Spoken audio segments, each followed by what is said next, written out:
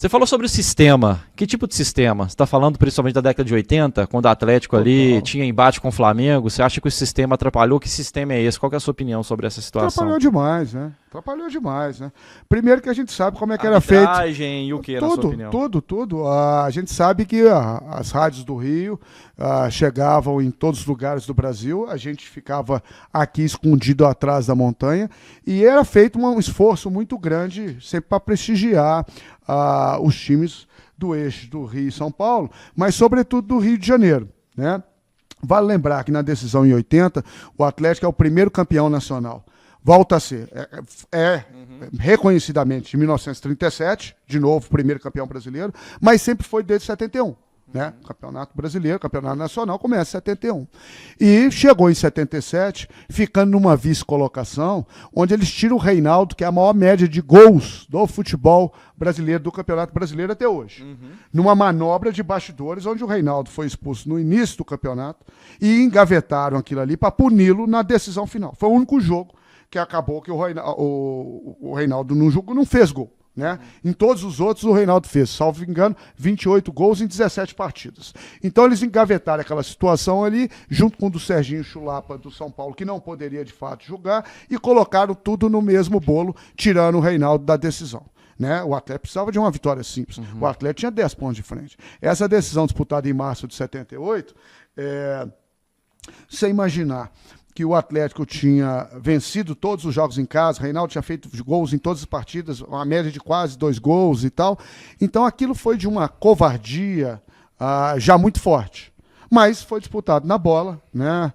Infelizmente acabamos perdendo alguns pênaltis. O João Leite esteve lá no meu podcast, defendeu já me entrevistei também no podcast. Ou dois, mas acabamos desperdiçando. E todo mundo fala, foi a noite mais triste de Minas Gerais, né? De Belo Horizonte. Né? Aquilo ali nada consolava a torcida do Galo, nada consolava. Aquilo foi uma injustiça. Mas para dizer o seguinte, em 80, o Atlético chega à sua terceira decisão. É a primeira do Flamengo, do queridinho do eixo. Né? Temos que lembrar que o presidente do Flamengo era Márcio Braga. Temos que lembrar que o diretor do Flamengo era Walter Clark, que era diretor da Rede Globo de televisão. E aí as imagens disso por si só. Né?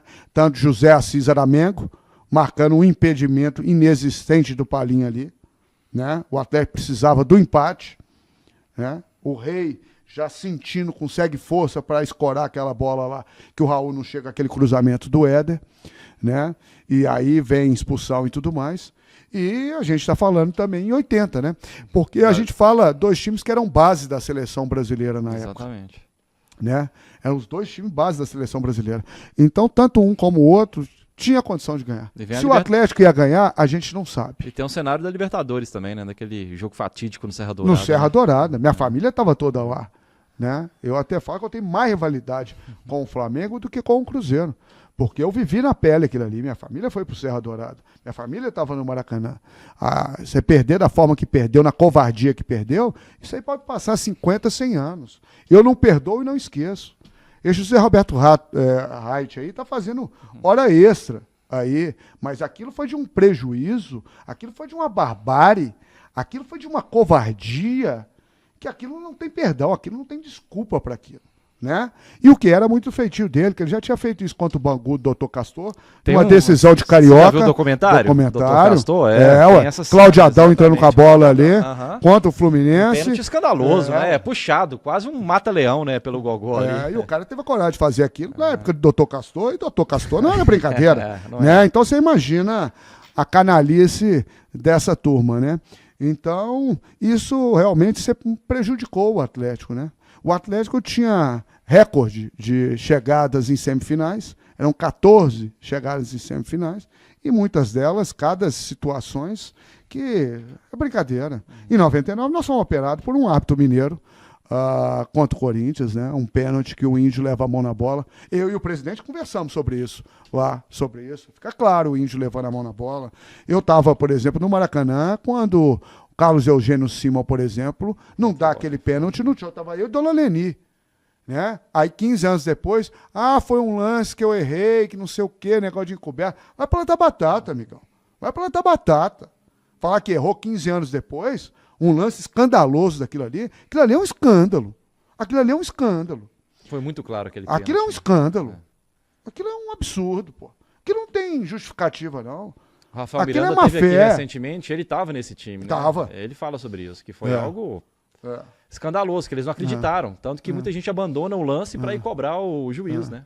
É. E o que eu lamento é o seguinte, porque a gente, de uma forma até ingênua, o doutor Lázaro do Atlético falava muito isso. Olha, é porque tem VAR que a coisa é negócio. Não, eu falei, mas como é que pode, né? Aí vai estar todo mundo ali. Pô, aí não chama o VAR, aí traça a linha diferente, aí não sei o quê, sabe? Então, tem hora que a gente desanima um pouco, sabe? E isso vai minando um pouco a credibilidade da nossa indústria, né? Claro que melhorou muito. Se você pegar um recorte igual esses absurdos da década de 80 e de 90, não dá para ser uma coisa tão exitosa, mas que ainda continua acontecendo algumas situações que são injustificáveis, continuam, né?